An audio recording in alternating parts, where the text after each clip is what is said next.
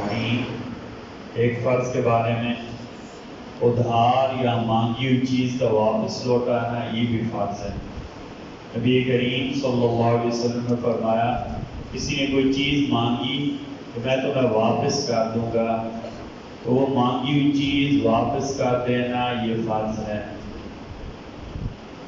ایک سنت کے بارے میں، سفر سے واپسی کے بعد نماز پڑھنا۔ حضرت کعب فرماتے ہیں کہ آپ صلی اللہ علیہ وسلم دن کے وقت سفر سے واپس آتے تو مسجد میں جاتے اور 2 رکعت نماز ادا فرماتے، اس کے بعد گھر جاتے تھے۔ ایک فضیلت والا عمل، جنت میں جانے کے لیے کیا پڑھنا چاہیے؟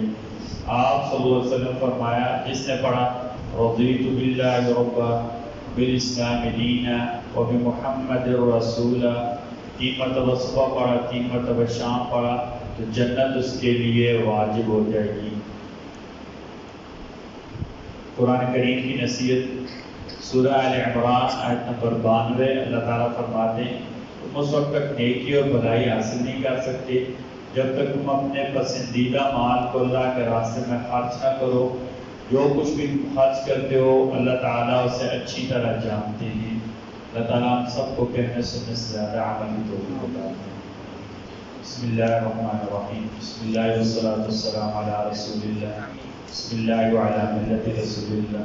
اللہم ربنا ظلمنا انفسنا وإن لم تغفر لنا وترحمنا لنكونن من الخاسرين۔